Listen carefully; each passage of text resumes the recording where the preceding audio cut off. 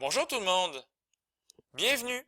On est dans le manuel à la page 37, le numéro 18, tout sauf le blanc. C'est un numéro vraiment que j'aime beaucoup, c'est presque les Olympiques de la mise en évidence simple ici, donc il y a des choses assez difficiles qui s'en viennent. Tout sauf le blanc, il faut donc trouver une expression pour l'air de tout ce qui n'est pas blanc. Alors, on y va peut-être avec la question numéro 1. Ici, tout ce qui est en couleur, qu'est-ce que j'ai besoin de faire? Peut-être faire le grand rectangle moins le petit triangle, et ce qui va rester, ça va tout simplement être ce qui est en couleur. Encore une fois, peut-être donc l'air du rectangle moins l'air ici du triangle devrait nous aider à trouver ce qui est en couleur. Alors, l'aire du rectangle, y fois 6x, alors je pourrais écrire 6xy, tout simplement. Et l'aire du triangle, maintenant, on pourrait voir ici comme base, et ici fois hauteur, donc base fois hauteur, divisé par 2, ce serait un excellent choix. La base ici, ce que j'ai mis en accolade, ça va être la même chose qu'en face, ça va être 6x. Donc, je pourrais écrire base 6x fois la hauteur z, comme ceci, divisé par 2. Attention, ça se travaille un peu, ça va faire 6xy moins 6 divisé par 2, on pourrait à la place écrire 3xz, comme ceci. Attention, on demande de faire des mises en évidence simples. Alors, qu'est-ce qu'il y a de commun avec 6xy et 3xz? Moi, je vois ici le facteur commun 3x. Tout simplement, 3x fois 2y moins z. Et voilà, on a déjà survécu à la première question. Vous pouvez toujours vérifier, 3x fois 2y, ça donne bien 6xy. Et 3x fois moins z, ça donne bien moins 3xz. Donc, c'était pas plus compliqué que ça pour la première question. On continue. Pourquoi pas aller avec la question numéro 2. Tout ce qui est en couleur, ça va être l'aire du cercle moins l'aire du carré qui est ici en blanc. Alors, l'aire du cercle ne devrait pas trop nous faire souffrir non plus. L'aire du cercle, étant donné qu'on a le rayon ici bien défini, je vais écrire pi R2 comme ça. L'aire du carré, c'est peut-être un petit peu moins facile, mais le problème avec le carré, c'est que présentement, je ne connais pas la mesure de son côté. Ça, c'est un petit peu plus ennuyant, mais on va s'en sortir. Tiens, je vais célébrer ici mon ignorance. Je ne connais pas la mesure du côté du carré, mais vous allez voir, donc, comme je disais, on va sûrement trouver une façon de survivre à tout ça, surtout si à la place, on voit un triangle qui est ici avec un angle de 90 degrés ici. Donc, je pourrais faire base fois hauteur divisé par 2 pour trouver l'aire d'un seul petit triangle. Mais étant donné que j'ai 4 triangles, n'est-ce pas, les amis? 1, 2, 3 et bien sûr 4, celui qui est déjà barbouillé, ça va être tout simplement base fois hauteur divisé par 2, donc rayon fois rayon divisé par 2, 4 fois s'il vous plaît. Donc 4 fois rayon au carré divisé par 2, comme ceci. OK. Alors si on fait le ménage un peu, on va voir pi R2 moins 4 divisé par 2, pas égal, mais bien moins. Allez, efface-toi. Donc, pi R2 moins 2R2. Alors, encore une fois, 4 divisé par 2, ça fait bien 2. Alors, qu'est-ce qu'on a en commun? On a le R à la 2 qui est ici. Donc, je pourrais écrire R à la 2 fois, tout simplement, pi moins 2. Alors, on vérifie peut-être, R à la 2 fois pi, ça fait bien pi R2. Et R à la 2 fois moins 2, ça fait bien moins 2 R2. Donc, on s'en est sorti quand même de façon habile.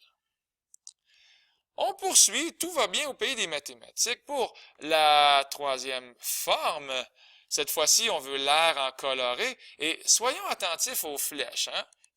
Par exemple, ici, je vais écrire y plus 10, parce que c'est y plus 5 plus 5. Et ici, pour la hauteur du rectangle, ça va être x plus 10 pour les mêmes raisons.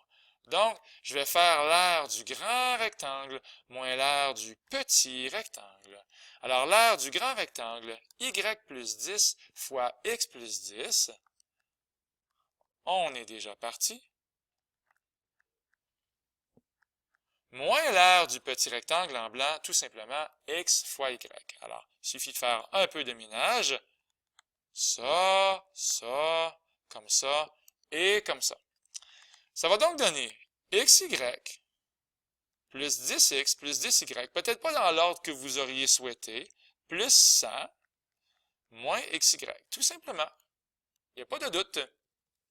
On va pouvoir annuler des choses, n'est-ce pas? Ça ici, ça va partir dans un bain de sang. Il va donc rester 10x plus 10y plus 100. Et ce qu'il y a en commun ici, c'est bien le facteur 10, comme dans 10 fois x plus y plus 10, tout simplement. Alors, on a déjà fait la moitié. Je pense qu'on a un bon élan et pourquoi pas continuer. On poursuit. Le numéro 4, peut-être un petit peu plus difficile. Qui sait? Alors, comment je pourrais bien m'y prendre pour trouver l'aire de ce qui est en coloré? Numéro 4. Je pense que je vais faire tout simplement 3 petites parties, comme ça et comme ça. Alors ici, je vais avoir 3C, parce que c'est 3 fois C. Et ici, pour les mêmes raisons, je vais avoir 3B. 3C et 3B. Et déjà là, je pense que je m'approche un peu de la vérité. Alors, je vais m'intéresser à ce grand rectangle qui est ici, comme ceci. Je vais faire D, non, en fait, c'est un A plus 3 plus 3, allons-y. Donc, ça fait A plus 6, multiplié par D plus 3 plus 3, donc multiplié par D plus 6. On enlève la partie blanche A fois D, donc j'enlève A fois D, et j'enlève aussi, en fait, j'enlève pas, j'ajoute les deux parties-là ici, 3C et 3B, dont je parlais tout à l'heure. Et là, on est déjà pas mal en affaires.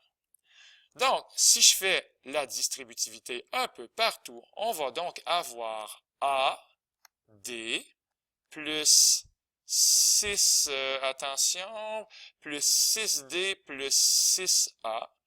Faut juste pas que je me mêle avec mes D, mes B et mes A.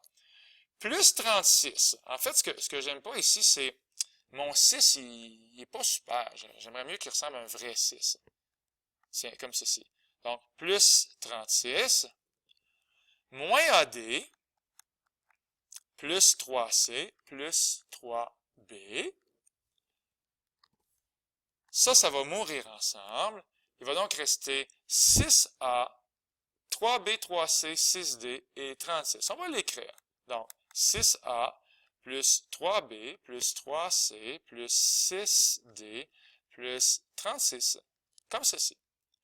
Alors, ce qu'il y a de commun à ça, c'est le facteur 3. Alors, réponse finale, 3 fois 2A, ça va donc donner 6A. 3 fois B, 3 fois C, donc je vais écrire plus B, plus C, plus 6D, mais j'ai déjà 3 ici, on va donc avoir 2D. Hop, j'ai fermé ma parenthèse un petit peu trop vite. On va donc aussi avoir 3 fois 12 pour avoir le 36 qui attendait comme ça patiemment son tour. Donc voilà, 3 fois 2A plus B plus C plus 2D plus 12. La seule chose que j'aime un petit peu moins, c'est mon 6 qui est ici, encore une fois. Peut-être faire attention. Donc 6D, 6D. Des fois, c'est pas évident d'écrire avec la tablette graphique, mais voilà. Voilà, là, ça commence à avoir pas mal d'allure. Donc, voilà le numéro 4, il est maintenant réglé. Pour le numéro 5, on achève. Cette fois-ci, c'est l'aire du grand moins l'aire du petit, mais cette fois-ci, on fait attention, l'aire du grand, de la grande partie du grand rectangle, ça va être B fois D, donc BD, moins ceci fois cela.